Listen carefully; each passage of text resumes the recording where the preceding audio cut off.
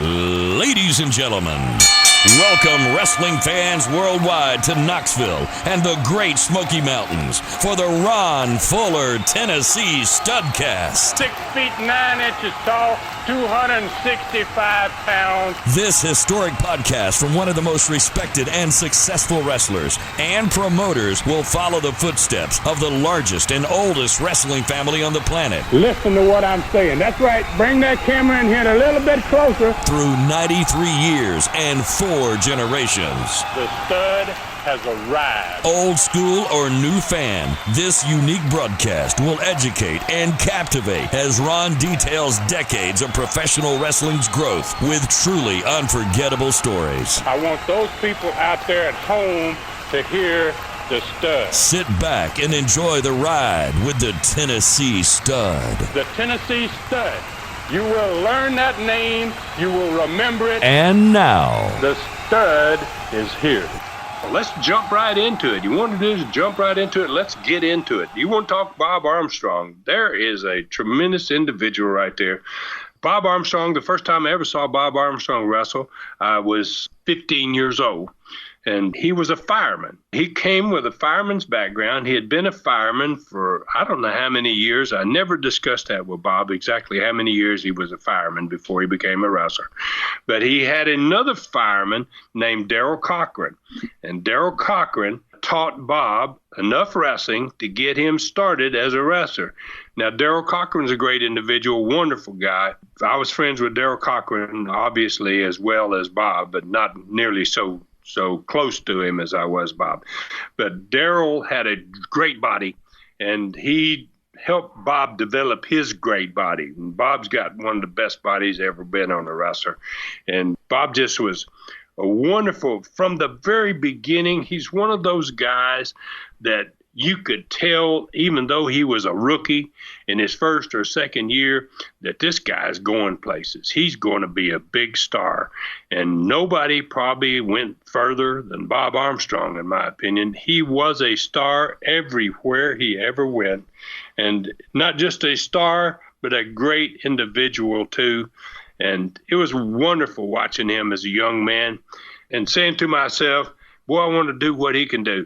I had no idea that I was going to wrestle that guy probably 1,000 times. It seems like I probably did. Amazing. I mean, and who would have known that? And how would you have known that? Young Bob Armstrong, what kind of worker was he? What are your early memories of him? One word, fire. Bob Armstrong had so much fire, and he still got it. He's still in the ring.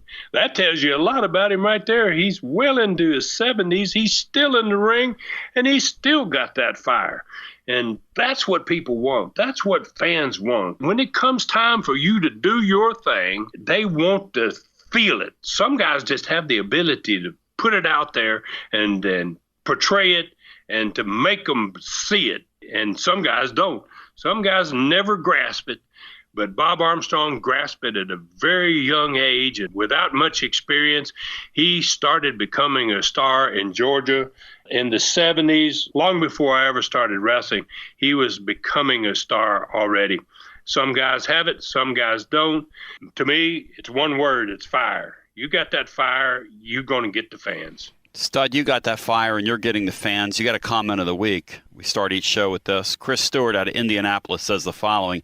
And Chris, thank you for being there. Chris Stewart says, lots of wrestling-related podcasts to choose from, but I never fail to saddle up and take the ride each week. So long as you continue to let us sit under your learning tree, I'll be listening in earnest. And Chris Stewart, those are great thoughts. Now, Stud, speaking of the learning tree, you promised when we left in our last episode that went a little long for my taste. But you promised, Stud, that you would, until this Patreon thing picks up, Stud, that thing went a little long. We'll talk more about that later on, Stud, if you know what I mean. I'm appealing for the money here early on, Stud. You like it? Well, now there is a setup. If you like what we do here and you want this program to stay on the air long enough to hear the entire story of the Welches, one way to do it is to, if you'd like to contribute, support us, and you feel we deserve it, then you can go to Tennessee Stud, tnstud.com, the website, click on donate and make your donation there, or you can go to Patreon,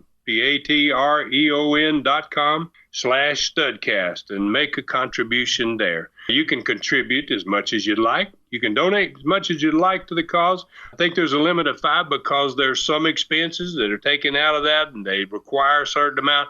So, it's a $5 minimum donation if you'd like to do that, or you can donate as much as you want, as often as you want, or you don't have to donate at all. That's the beauty of it, because we're never going to charge for these Studcasts. What we do today in these weekly programs are never going to be a charge to these fans, and we'll never have that occur. But if you would like to help us and support us and donate to us, then you're certainly welcome to. That's where you go to do it. And let's jump. Tony, I know how you are, man. You want to roll. I got a lot for today I want to get to. Last week, I didn't get to half of what I wanted to, and we ran along. So I want to jump right into that this week, if that's all right with you. You think so? Oh, hit it, man. All right. I want to do what I call the World Roundup. I want to take you wrestling around the world. I want to take fans back to 1965, and wherever you are in the world, I'm going to try to touch on you a little bit.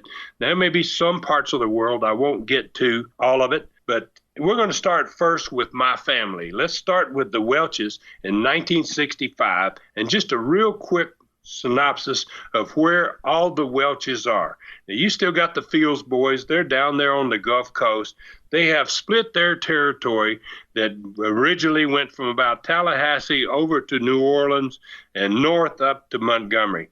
They have split that territory into 3 pieces, but they are still operating there. They're doing business in Louisiana. They're doing business in Mississippi, Alabama, and in little parts of Florida.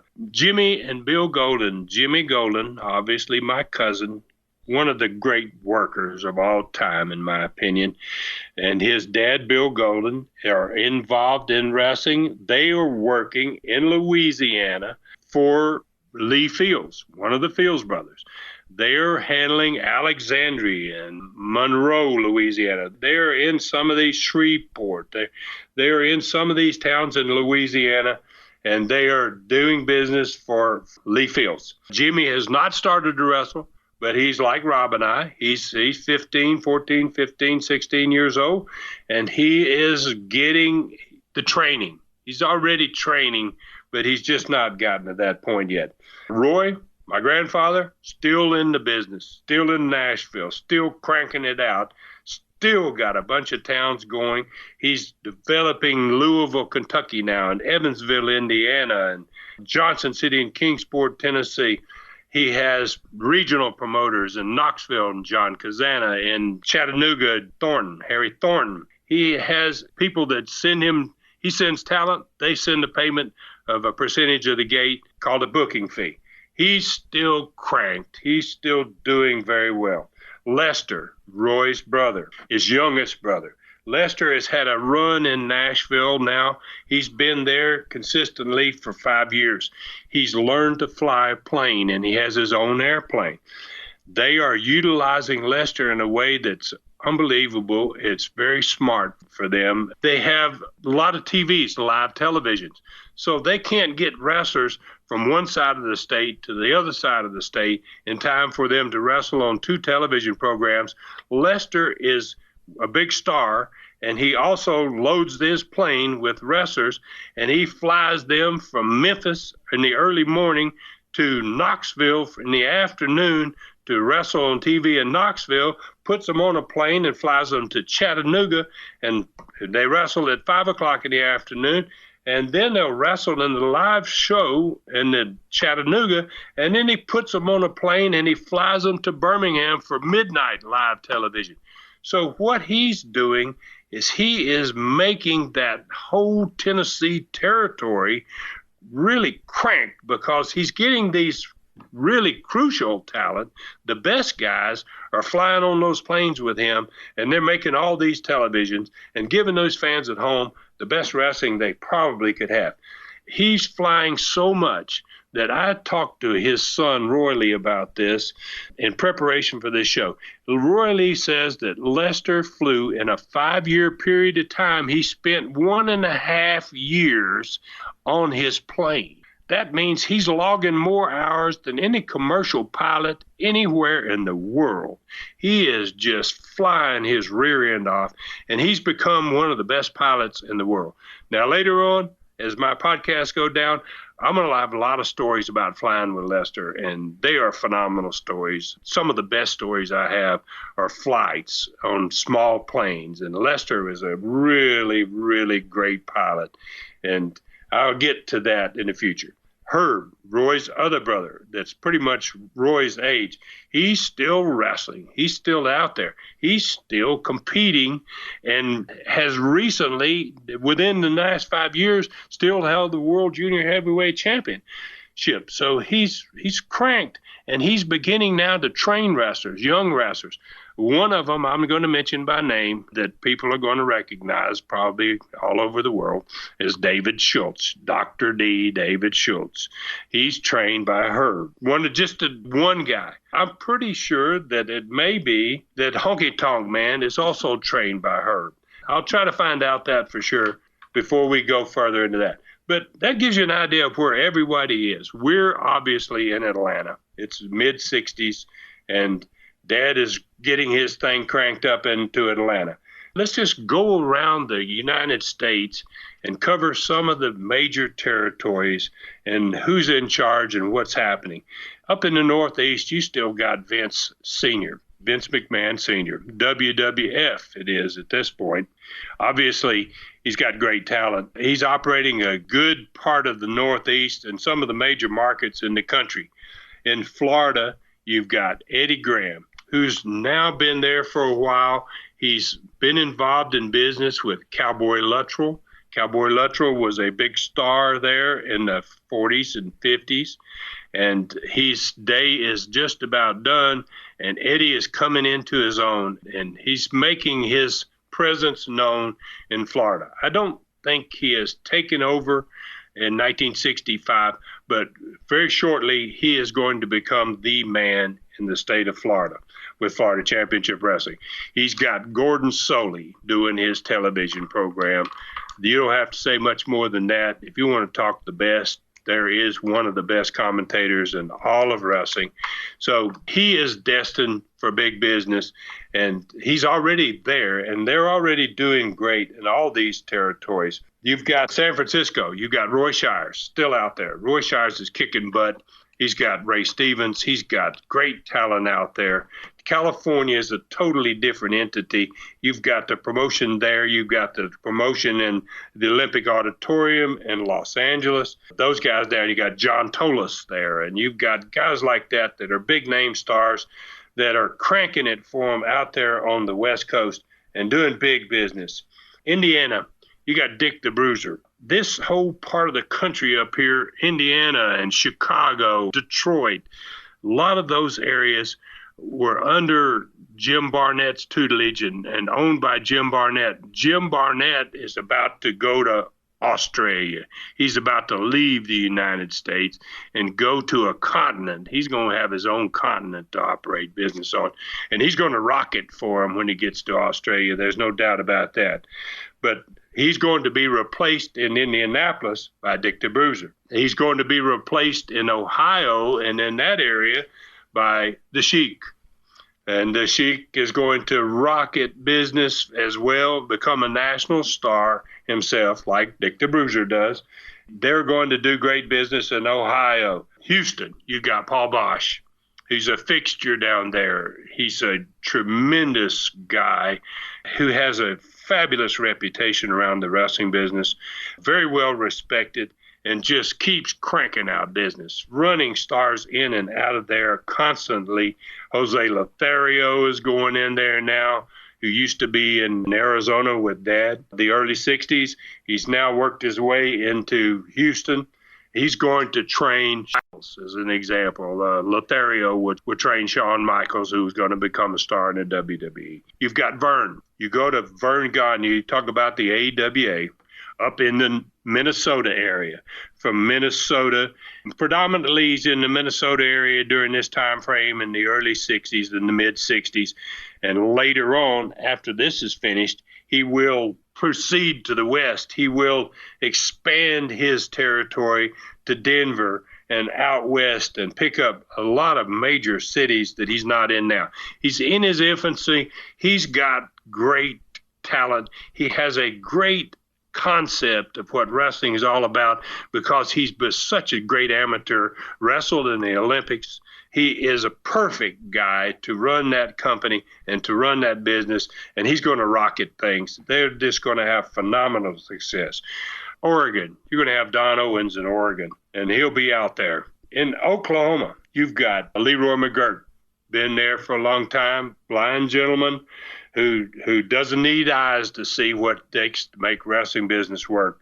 He sits there and watches those matches, and he can tell you who is over and who's not over by just listening to it. And he's already beginning to make inroads into Louisiana. Shreveport and Monroe, Louisiana are going to become Leroy McGurk's towns. He's eventually going to buy Lee Fields and the Fields brothers out of Louisiana, and later on Bill Watts will come there and explode that company. Oklahoma and Louisiana, he will have these mega events in the Superdome in New Orleans as an example. History is going to be made by McGurk and the Oklahoma Territory. Carolina, let's talk about the Carolinas. There's a guy there named Jim Crockett Sr. He's been there since the beginning. He has sons. They are very talented. They don't wrestle, but they are talented guys, and they understand the business, and they're going to follow in his footsteps. They're going to take that business way, way beyond where it is at this point. I got a story for you. I think this is a kind of a little different one. In the southern part of the United States, the southern promoters used to get together and have a meeting. You would have Roy and Nick out of the Tennessee territory, and the meetings were oftentimes held in Charlotte because Jim Crockett Sr. had been there a long time. He was very well respected as well. So Roy and Nick would fly from Nashville to Charlotte. Eddie Graham would come out of Florida and go to Charlotte. Dad would represent Georgia and fly into Charlotte. The Fields brothers would send a representative. Those major, Fred Ward, that had a part of the Georgia operation, he would come. So you had 8 or 10 very influential wrestling promoters sitting around a conference table. And those meetings, my dad told me a story one time, and I'll never forget this one. Nick Goulas, that was partners with Roy, my grandfather, he liked to show off. He had an ego. And he said at the table one time, Dad said that he got up and said, you know, I got something here I want to show you guys. Have you ever seen one of these before? And he pulled out $1,000 bill out of his pocket. And he, you know, everybody, well, you know, he's sitting at a table with guys that can afford $1,000 bills. They could all have $1,000 bill in their pocket. But he's acting like, you know, I'm a big wheel here, bigger than you guys are. I guess he's trying to make a statement. And he passes around. He said, would y'all like to see it? And he passes around the $1,000 bill. And then he goes around the table, and Dad's sitting at the end of the table. And he watches it pass around. The guys just take a look at it, you know, and they pass it to the next guy. And when it comes to Dad, he takes the $1,000 bill and he looks at it and says, yeah, that's really something. And he takes it and he tears it in half. So Nick goes, oh, gosh, man, oh, Lord, your $1,000 bill, you just ruined it. You know, well, obviously, he could still get the bill replaced. But it was just Nick's attitude and Dad's little playful attitude. Well, this means nothing, you know. So it was a group of guys across the United States that were all running these companies and all had great talent, all had great programs, all had great ideas. They had great bookers, and they're all doing great business. You got Muchnick in St. Louis, president of the National Wrestling Alliance. You got Bob Geigel and guys like that are going to be in Kansas City and going to be running operations in this midsection of the country. Harley Race is becoming a star there. The company and the business and the industry is just really rocking. Stud, when they're sitting in that room in Charlotte, and they're all meeting, as you paint that picture, and I can't help but think about just a few years earlier, all those mob godfathers up in Appalachian when they had their meeting, and they would have their at these clandestine locations. And these guys all get together in a room. Did your pop tell you, do they trade ideas there? Do they talk about what's popping this territory or working in that territory? Or, hey, you ought to do this with so-and-so. Or, hey, you ought to develop this character over here, or you ought to play off this that's currently going on in pop culture, or whatever it is. Do they share ideas in that room? Yeah, you always did. And they did the same thing at the National Wrestling Alliance meetings because you had more promoters there. You had them from all over the world that came there. And that's part of why you came. You wanted to meet everybody. You wanted to be seen there. You wanted to be in that atmosphere. But it was a teaching. It was where you got educated. I was part of the NWA when I did my first company in Knoxville, and I couldn't wait to those meetings. They were every August in Las Vegas, and you'd go out there and spend 4 days, and I'd come out of there with so many new ideas. And at the same time, there were occasions when they would invite me to come up and talk to them about television because I was doing some things that weren't being done in their areas. And they would set up different individuals to come up in front of everybody and tell them what they were doing. And everybody shared that knowledge. It made a better product. And they not only shared the knowledge of what they were doing, they also shared the knowledge of who was in their territories and who they would like to get. And you had an opportunity to talk to Stu Hart as an example, and he had the Mongolian Stomper in Calgary, Canada. So, I wanted Stomper. I saw the huge impact he would make for me in the eastern part of Tennessee. And so we would talk, and he would say, who do you have? I had a lot of young talent, Dick Slater, Bob Orton Jr., Ronnie Garvin. I mean, there was a lot of talent that I had that he was interested in. So you did business with other promoters. Yeah, you took every opportunity that you had to improve your situation and improve your status and improve your product. And that's exactly what these meetings were set up to do. That's what they were designed to do. It's really interesting stuff, man, to hear you talk about the territory system back then. Because, again, we're in 1965. Wrestling is so vibrant from coast to coast. And who knows where you could get these totals, but it would be really interesting to see how many people, I'm talking about total people now, in different folks, in 1 month's time, go to see live professional wrestling. And then all the terrific, high-quality stuff that you would have had available to you within a 100-mile drive, like nightly territory stuff if you were a fan back then, and you could afford to go from town to town, how much great stuff you could have seen. Just a thought for you. Yeah, it would have been a great trip. I would have loved to have been doing that as a young guy at that age and in that time. I'd have loved to have gotten a car and went right across the country and stopped in every promotion and stopped and saw the talent and see the matches and see the impact they were having on everybody. And it was a thriving and huge business, just really, really big. If you want to take a break, let's take our break. And I want to come back and I want to take us around the world now. I want to go outside the United States and start covering some areas that people may have very little knowledge about. I know we've got a tremendous amount of fans, Tony. It's amazing to me where our fans are. England is red hot for wrestling, and England is cranking us.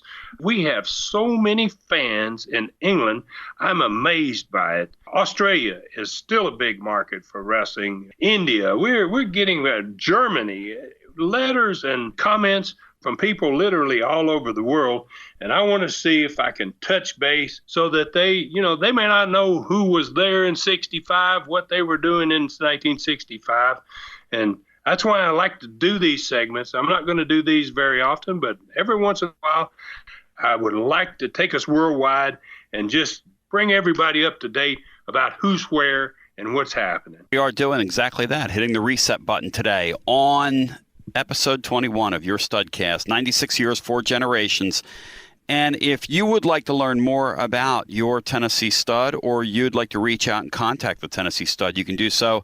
Facebook, Ron Fuller Tennessee Stud is where you find him. Again, Ron Fuller Tennessee Stud, all spelled out. Go to the website, tnstud.com. Hit the stud up on Instagram or Twitter at Ron Fuller Welch. We'll come back and we'll throw it to the great David Summers. We'll come back. We'll get back into this. We're going to go global. We're going to go worldwide as the movement we call the Studcast continues right after this. You are back, seated ringside on this edition of the Ron Fuller Studcast. And we welcome you back on the Studcast, your Tennessee Studcast, featuring your Tennessee stud, Ron Fuller. As I was telling you, episode 21. It's hard for me to believe that we've been doing this, ending into the 5-month mark. It's crazy. Time flies and you're having fun. Stud, as we were saying before you left, you were wanting to get global here and set the global scene for us in 1965 as far as wrestling goes. We have folks all over the world who I'm sure will find this interesting. A snapshot some 53 years ago, or 52 years ago. Stud, lay it on me. All right. Let's start with England. I mentioned it earlier, I think, what's going on in England. What's going on in England nowadays is pretty amazing. They're experiencing a revival of the popularity of the sport in England. Back in 1965, they had a national program that developed there. It was called World of Sport Wrestling. It took England, it just catapulted their business around England. There are various promoters. England is a big country, and there are various promoters at that time in all parts of England, has been. And people need to realize that it's that way all over the country and all over the world, that you don't just have one promoter. United States, that's more that situation because of the National Wrestling Alliance. They're pretty much all involved, and they have these areas in which they basically do business, and everybody knows that they do business. In other parts of the world, there's a lot more competition there. Now, that's good and bad. I mean, it can be good because you've got a lot of different wrestlers and you've got a lot of different places you can go and see wrestling. But the content of what you see and the performers that you see are probably not as good as if you have one product and they go out and find the best they can find for you, put those people on television for you, and bring them to your arena to see the live event. That's happening all over the world. It has from the beginning of professional wrestling, which I think my time frame is somewhere around 1900. That's the predominant way that business is operated with the territories. Some countries have a lot of territories. Some countries have a limited number of territories. In England, there are a lot of people that are involved in running it. But then wrestling, the World of Sport Wrestling show comes, and that kind of jams it all into one. It's run by one organization. It's on twice a week. It's on Saturday, and it's on late night during the week. People are watching it, huge audiences. Now, the stars are, oddly enough, Adrian Street. Adrian Street is a young guy. Adrian Street becomes a star for me in Southeastern Wrestling in Pensacola and in Continental. I get him out of England in 1983, probably 84. Adrian comes to America for his first time in America, and he sends me videos. And we talk on the phone for 2 months about Adrian coming to America. He's a huge star in England. In 65, he is a young guy, and Adrian Street's a character. And for those that don't know Adrian Street, you need to look him up. You need to Google Adrian Street because he is different. That's all I want to say about him. He is very, very different. You had Adrian Street. You got a guy named Mick McManus, who was a big star then. Dynamite Kid. Dynamite Kid was a big star in more than one country, in other countries as well. Kendo Nagasaki. Japanese that got over in England and stayed there, made a career out of it. Haystacks Calhoun. They call him Giant Haystacks. That's Haystacks Calhoun, who has made trips in the United States and probably most territories. He was a star in the realm of Gorgeous George Jr., in which you could book Haystacks on your card just about anywhere in the country, and people would come to see him. For one reason, he weighed about 500 pounds. He was a huge, huge man, and he was just as big a star in England as he was in America. So they got it cranked in England. This is 1965. They are doing gangbuster business. Now, they're going to pretty soon lose that national television program, and it's going to disintegrate a little bit back into the old style where you've got a lot of independent promotions, but its power and its capacity to draw people and to draw money is going to diminish significantly without that national program. Let's talk about Australia. We spoke about it before the break. Jim Barnett's going to Australia. Australia, there are guys there, Ron Miller and Larry O'Day. There are Aussie guys that have been there for a long, long time. And my experience going there in 1971 for the first time, going back in 73 for 3 months, I have a real feel for Australia. And Australia it's a fabulous wrestling market. They love their wrestling in Australia. There is no national program. You've got a bunch of different televisions, just like in the United States. You've got a Sydney TV, you've got a Melbourne TV, you've got an Adelaide TV, you've got a Brisbane TV. So you've got all these movable parts and pieces that you have to get wrestlers from one place to another in Australia quickly to be able to support all these television programs. They are doing great business. They are going to continue to do great business. He's smart, Jim Barnett. He brings in wrestlers from all over the world. He takes advantage of Mario Milano for the Italians and Spiros Arion for the Greeks and Sabu Singh for the people from India. He's got it working, and it's going to be big, and it's going to get bigger after this time frame. It's going to even grow beyond that. All Japan. In Japan, you have All Japan only at this point. That's Baba. New Japan with the Noki is just about to pop onto the scene. And Japan is going to have two competing companies doing wrestling in Japan. Inoki is going to become a huge star in Japan because he's going to eventually work a boxer against wrestler match in Japan that will draw a huge, monstrous crowd. It'll be a worldwide event against Muhammad Ali. So Inoki will wrestle against Muhammad Ali, who will box. They've had those kind of events before, but that is going to put New Japan on the radar. That match is going to make New Japan a bona fide contender to compete with All Japan. All Japan is run by Baba, is 7-foot Jap. I mean, Japanese at 7 feet are just not unheard of, and he has a huge body.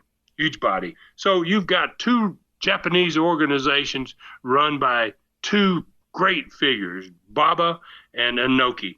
And they're going to collide. Those companies are going to collide for the next few years. But they're both going to survive. They're going to do well, and that's very unusual to have two promotions against one another both do well. They're going to flourish. They're going to do well.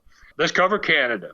Vancouver, you got Cliff Parker out there, and he's going to be followed by Gene Koninsky.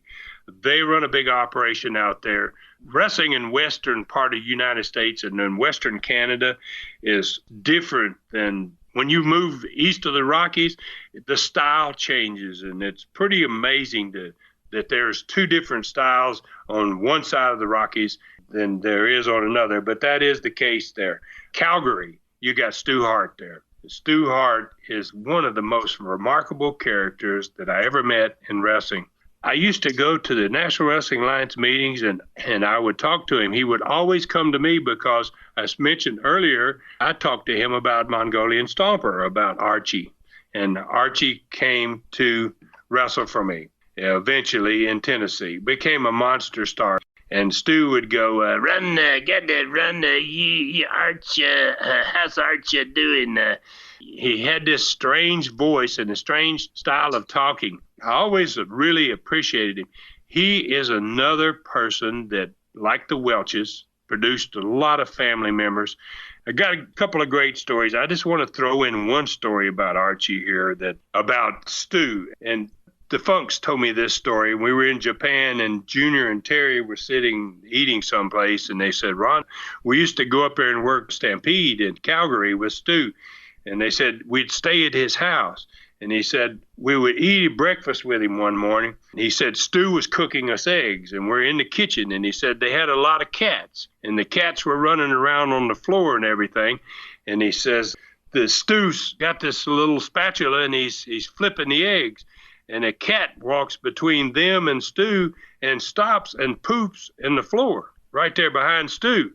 And Stu's talking to him, and he's going to get there. You know, he said that guy was doing such and such, and he turns around, and he sees the cat poop on the floor, and he flips the egg and he reaches down there with the spatula and he scoops up the cat poop and he pushes the screen door open and flips it out there and he goes, "God, this stinging cat's been He said he went right back and started flipping the eggs again.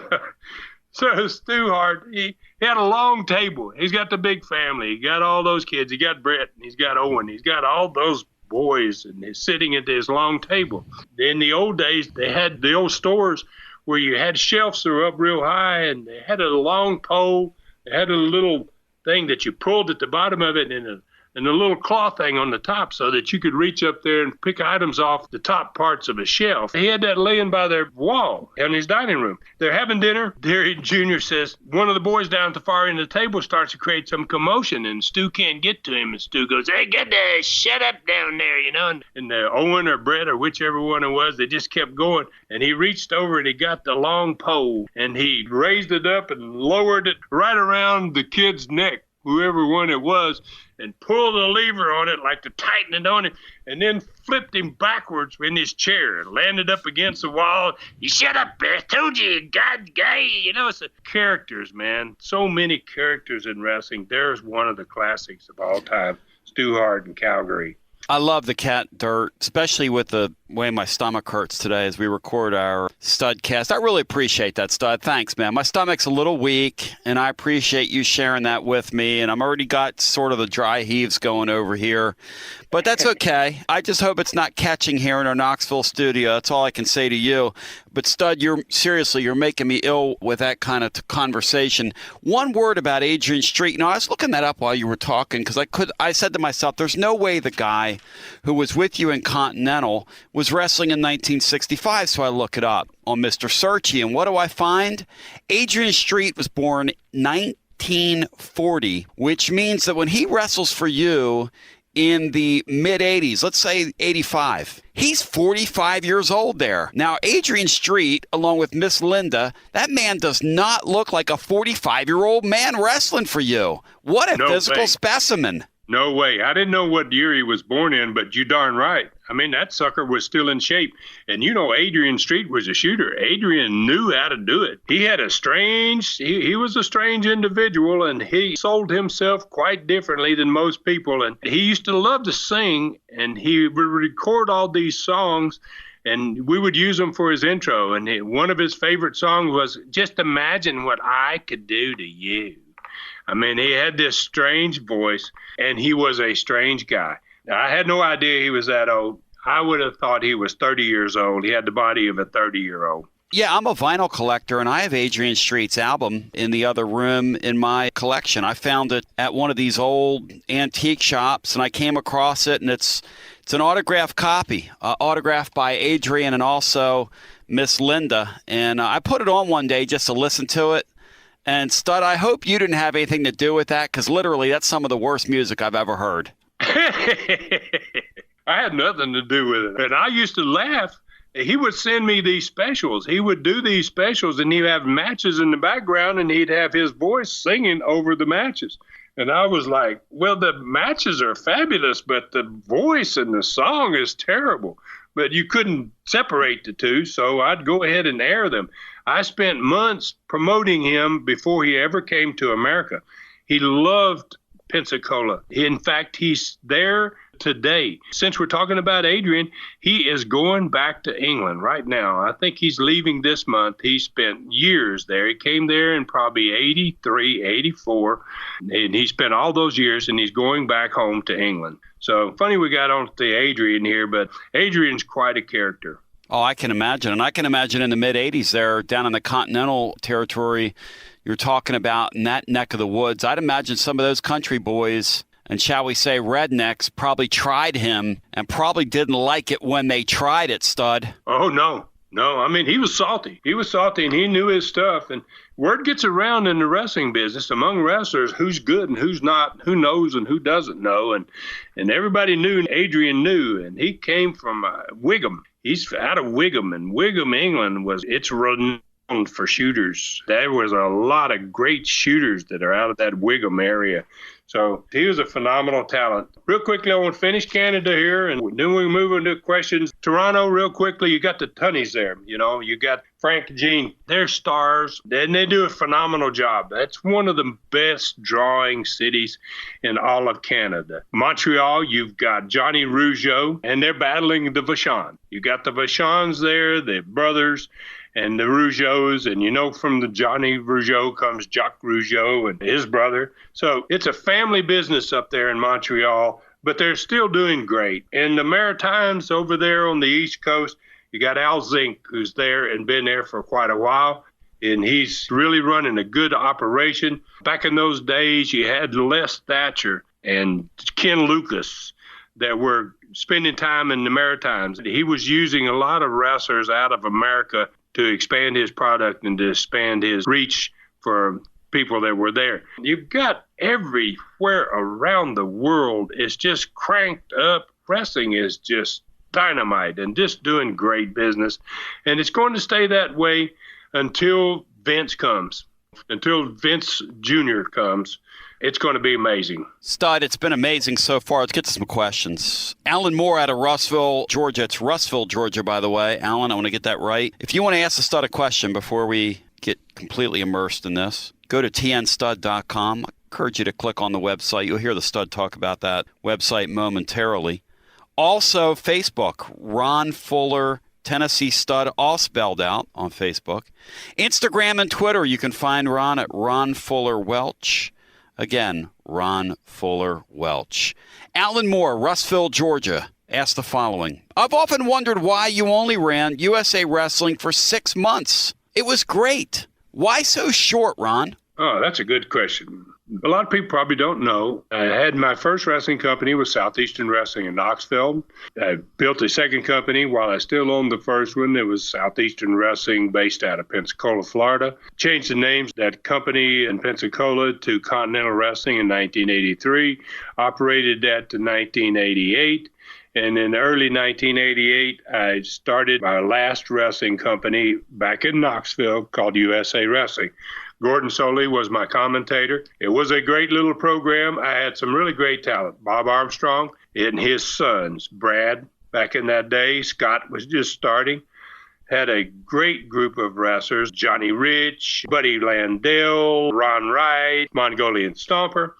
Great group of wrestlers, and I basically quit for 2 reasons, I think, probably. I only ran it for 6 months. I really saw Vince.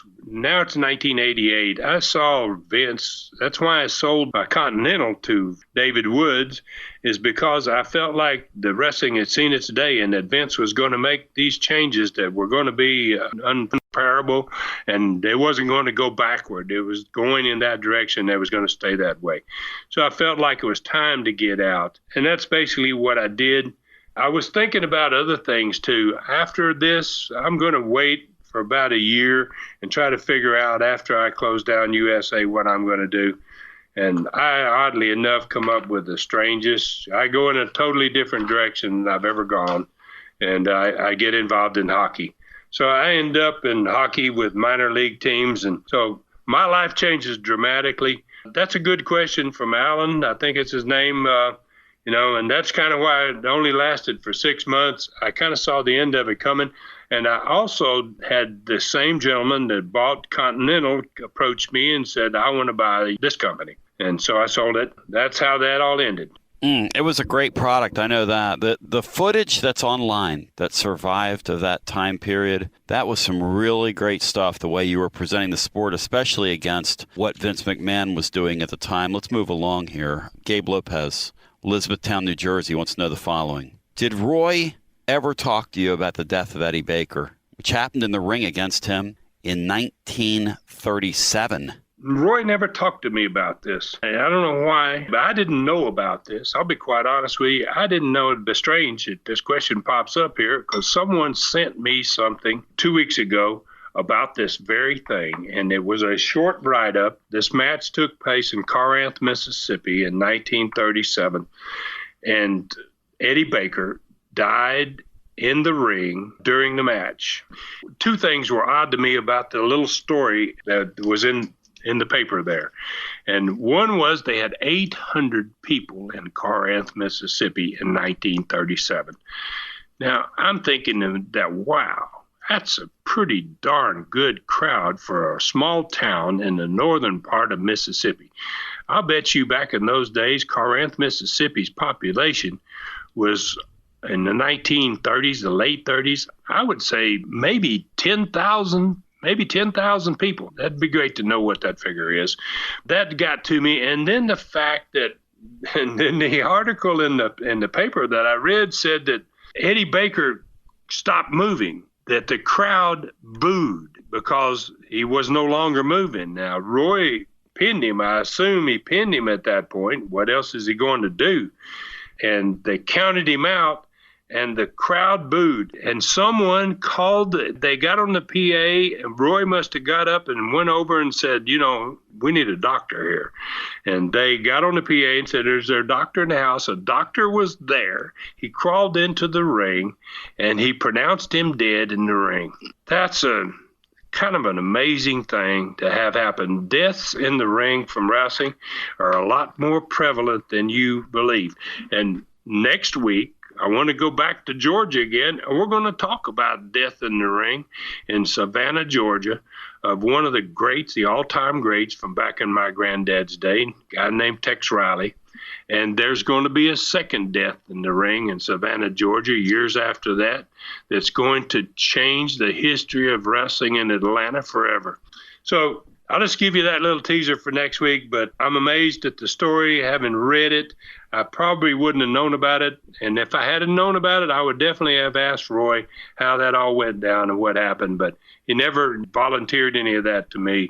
And if I hadn't seen this article, I might not even have known about it. As I hunt the population for Corinth, Mississippi, and I'm doing exactly that, and I'm actually semi-offended that I haven't found it as of now, because I kind of, I'm pretty damn good at this, generally speaking. Stud, what's the worst somebody's ever been injured with you in the ring, and how impactful is it when one of your opponents gets hurt, whether it's of your volition or not? It's very impactful. I've had guys break their legs. I've had some very bad injuries of my own. And what happens when you get hurt, it shows what kind of guts you have. At that point, I blew out my knee with Michael Hayes in Mobile, Alabama, probably 1983, horribly. I went through the ropes and landed wrong on my right leg, and it popped. It sounded like a shotgun. Somebody had shot off a shotgun in the building. The crowd went totally silent, and I got up. I knew I was done. And I crawled back through the ropes, and you try to do what you have to do or do what you can. It's very difficult to keep going when you've got an opponent that can't go anymore. You see all kinds of different injuries. I mean, broken legs and knees, and, sometimes it's facial injuries, and, guy's nose gets broke, whatever it may be, and a lot of blood. It tests you as to what type of person you are and how you're going to handle things. Our panel is telling me congratulations to Alan Moore, Russellville, Georgia, who asked the question about USA Wrestling. Personally, I liked Gabriel's question better regarding that rather morbid subject of the death of Eddie Baker. And by the way, Stud, you said there were how many people at that match? Because I've got the population for Corinth, Mississippi at the time. How many people at the match, Stud? Article said 800 people. 6,220 is the population of that place. So if 800 people are there and 6,000 is the population of that place, that's a pretty high concentration of your folks in one spot in one night. I think that's why when I read the article, that figure stuck out, because I've wrestled. I actually had my second match in my life in Corinth, Mississippi in 1968, and it couldn't have been 10,000 people then. So I knew it had to be a small population back in those days, and pretty amazing that you draw 800 people in 1937. That's just at the tail end of the Depression. We weren't really out of it, probably even then. Stud, we're about to take it home here on this edition of your Studcast. Any final thoughts from you, my friend? Just been great. I mean, obviously, I want to thank everybody. Phenomenal what we're doing here now, and what our audience is remarkable. we have become one of the biggest wrestling podcasts in the country and in the world. And we've got all these people listening from all around the world. And, I'd like to, at the end, remind people that, if you would like to support us and you'd like to donate to what we do here and like to help ensure that we're going to have this on for years down the road and be able to finish the story, my family's story. And that's what I got in this for. That's what I really want to do.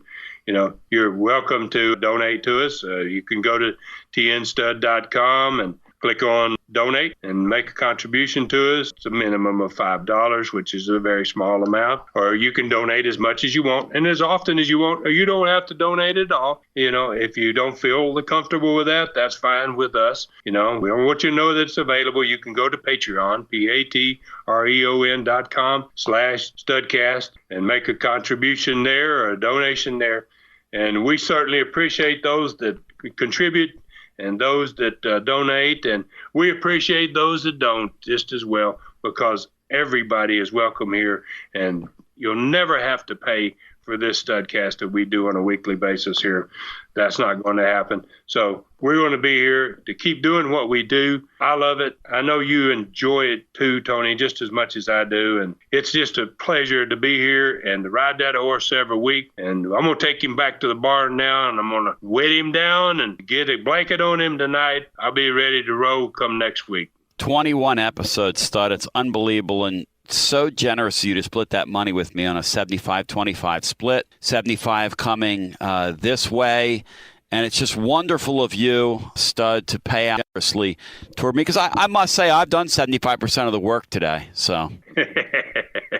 Well, you do a lot of good stuff, Tony. And you got those fast fingers, man. You came up with that car anthem information. I thought you probably would, so it's just a pleasure working with you. It's a pleasure doing this program. To all people around the world that are listening to this, I just thank you so much, and I'm humbled by it. I can't wait to be back here and sitting in this chair next week. Hey, Stud, like any man who's been married 26 years, you develop fast hands. Yeah. Good. No comment from the Stud. All right, Stud, on the way out, I want to remind you, if you want to get in touch with the Tennessee Stud, you can do so on its website, tnstud.com. Stud was just telling you about that. Any Patreon contributions would be greatly appreciated, all juvenile humor aside. Also, Facebook, Ron Fuller, Tennessee Stud. Instagram and Twitter, Ron Fuller Welch. If you'd like to follow me on Twitter, you can find me at Tony Basilio. Also, my website, tonybasilio.com. I've got some great interviews on my site as well. If you check out my book corner, different subjects, if you enjoy the history and some of the stuff you've heard here, I've got some things there that might be right up your alley. In the meantime, Stud, a lot of fun, man. Thanks, brother, for having me along. Oh, thank you very much, Tony, and thanks for being here with me. I think we do it as a team, and let's just keep it rolling. David Summers, take it home, my friend. The Tennessee Stud. We're going to come back on episode 22 and ride, baby, ride once again until we meet again. For the Tennessee Stud, Ron Fuller, this is Tony Basilio wishing you a great week. Spread the word on your Studcast. Thanks for joining us today for this historic Studcast. The true story continues next week. So full Nelson your friends and point them in our direction for another ride with the Tennessee Stud. 1, 2, 3. This is David Summers saying so long from the Great Smoky Mountains.